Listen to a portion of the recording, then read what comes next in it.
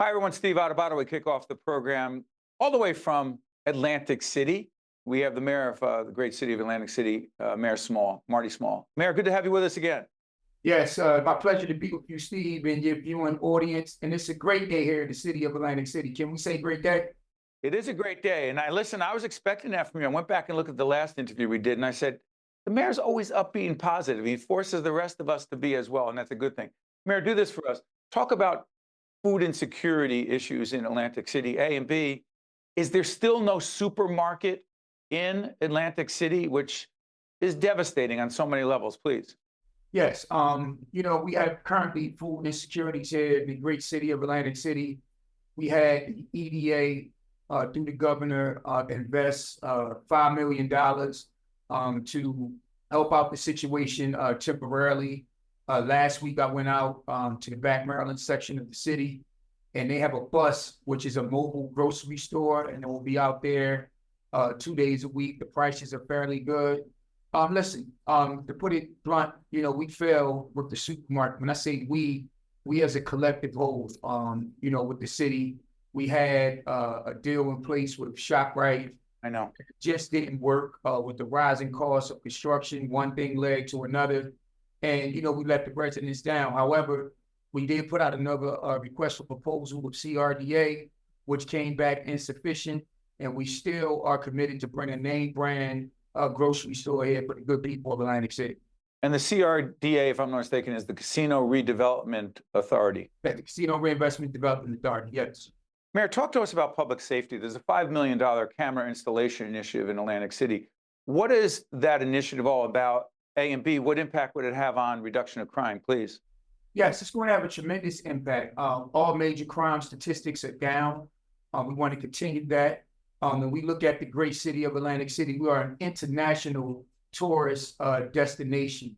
And we want to give our cops, firemen and women in blue of the Atlantic City Police Department, all the tools that are conducive for, clean and safe streets here in the great city of Atlantic City. And I believe that this project will do just that.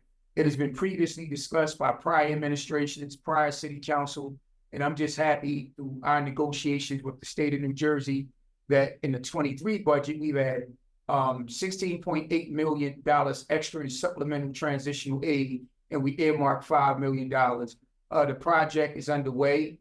The contractor is JCT Solutions, and the cameras are going to be equipped with artificial intelligence. So if something happened, you could say, I'm looking for a person with a red long sleeve shirt, and all the cameras in Atlantic City that picks up a red long sleeve shirt will show someone with a red long sleeve shirt, and just narrow it by a process of elimination. But Mayor, the other piece, I'm sorry for interrupting, is community policing is a big part of this. Beyond the technology, there's a different approach to policing. Yes, we have a new deployment plan, which our officers, favor very much. We also were just successful for getting more cops. We were awarded a cops grant, which we will hire 30 new officers. We're currently working with the Board of Education. My wife is the superintendent of schools to talk about putting some officers in school with some of these grants. We're looking at a motorcycle unit, and I want to form up community policing, particularly on Atlantic and Pacific Avenue, where a lot of people loiter, and we need to clean that up. So the Small administration is definitely putting that money where its mouth is when it comes to the Atlantic City Police Department.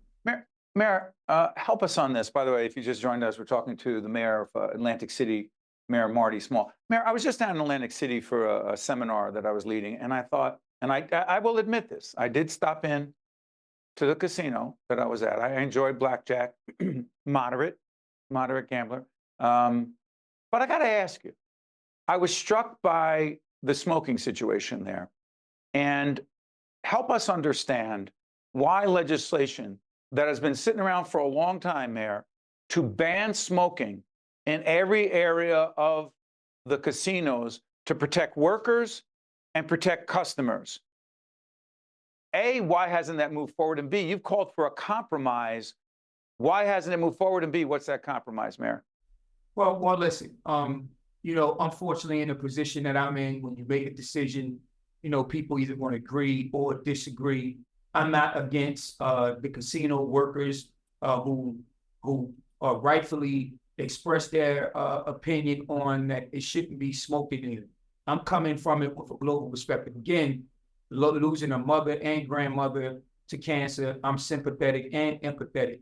However, when you look at the statistics, when Atlantic City tried no smoking, it was a disaster. It was at Revel. Revel went bankrupt several times before it closed for a while. Then it was reopened as Ocean Resorts, which is now, ironically, one of the top 3 casinos here in the great city. That's where I was, at Ocean. So you're saying it's an economic, I'm sorry for interrupting, Mayor. You're saying banning smoking in casinos is an economic thing and we will lose to surrounding states? No, it's not about losing to surrounding states because everybody is chipping away of what Atlantic City used to be. And I want to always say we diversify our offerings, more family entertainment, etc. As far as the gaming situation go, I'm looking at numbers when any disaster happens at a casino. Let's just take COVID. Yes, the casino survived, but for a long time, we were operating at 25% of the casino floor. You can't hire 100% of the workforce if you're operating at a 25% capacity. So when we look at the smoking situation, Revel, now Ocean came in with that mantra that it was going to be no smoking, smoke-free casino. So unfortunately, way before my time, gambling and smoking goes hand in hand. However, we're not letting the casinos off the hook. Can the air filtration system be better? Absolutely. Can there be something that can be done that could strike a compromise?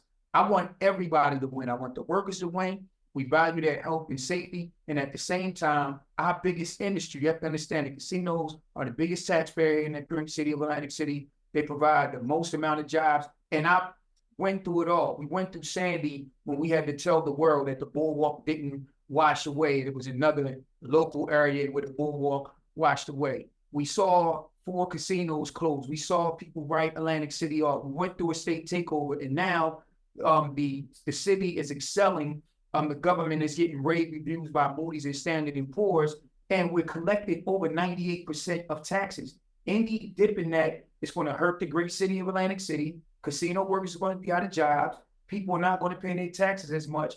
And more importantly, when you look at the totality of the situation, it'll be a detriment to the same state of New Jersey that depend on the casino industry. We here in the great city of Atlantic City, we don't get luxury tax, we don't get parking tax, we don't get anything off of the taxes from the casinos.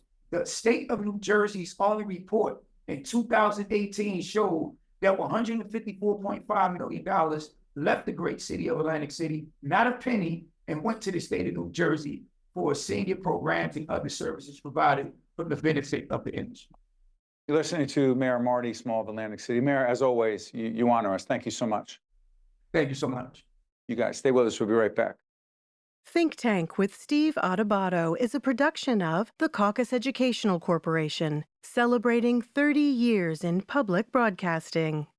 Funding has been provided by PSE&G, Johnson & Johnson, Kane University, PSEG Foundation, the New Jersey Economic Development Authority, Atlantic Health System, NJM Insurance Group, New Jersey Sharing Network, and by Veolia.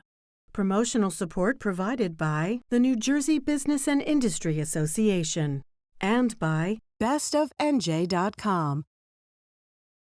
Hello, I'm Donald Payne Jr., Congressman from New Jersey's 10th District.